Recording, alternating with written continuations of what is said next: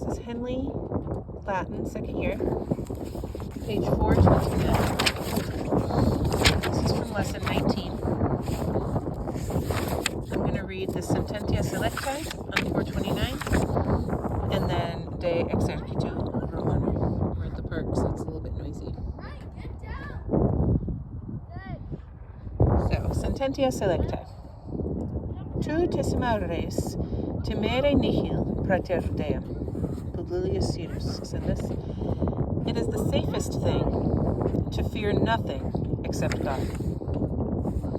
Number 2. Christus, qui mana in me inquit, et ego in eo, hic fert fructum multum, qui asina me nihil potestis facere. Christ said, he who remains in me, and I in him.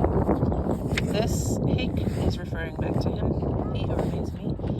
This brings much fruit, because without me, y'all are able to do nothing. Virtus hominem junget Deo. This is from Cicero, or Cicero. Virtue joins man to God.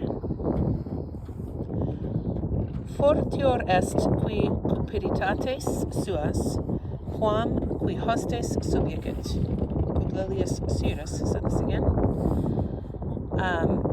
He is braver who subjects his desires more than he who subjects his enemies. Number 5. Beatum est magis dare quam accipere. From Acts. It is more blessed to give than to receive. Sanctus Paulus omnia inquit possum in eo qui me confortat. So St. Paul said in Philippians, I am able to do all in him who strengthens me. Accipere quam facere praestat injuriam. Praestat means it is better to receive than to do injury. Et mihi res non me rebus sum jungere conor. I try to subject to, so join, jungere is to join, subjungere is to join under or to subject.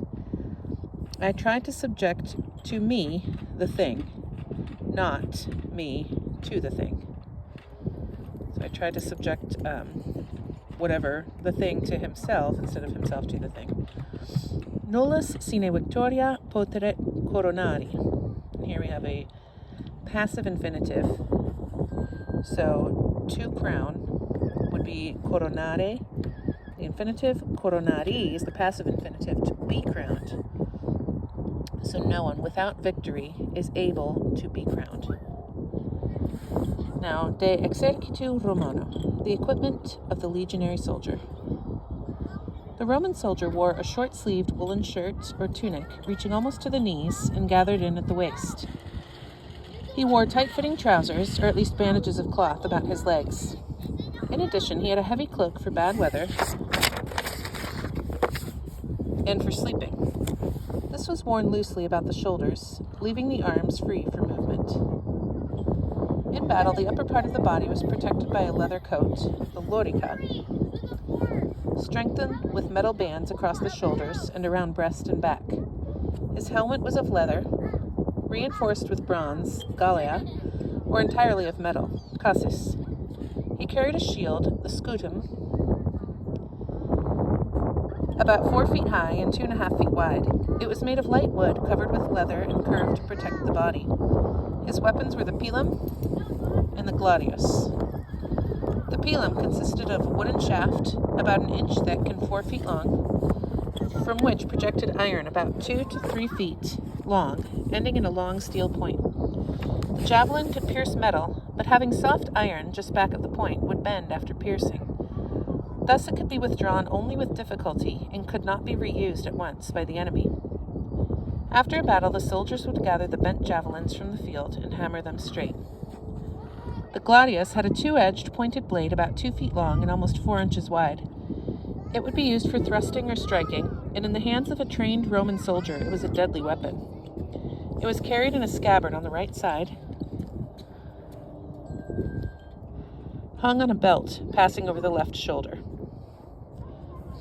So it's different than how later soldiers wore their swords on a belt around their waist on the left side. The Romans had it on a belt around their shoulder and hung at the right side.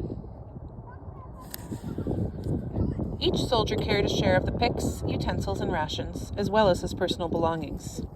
All this was made up into a bundle, the sarkina, weighing from 30 to 45 pounds and strapped to a forked stick carried over the shoulder. When not readied for action, the helmet and shield were kept in a covering and attached to the sarkina. Thus burdened, the soldiers were said to be impediti, from imperio or encumber. We also get the word impedimenta, baggage train.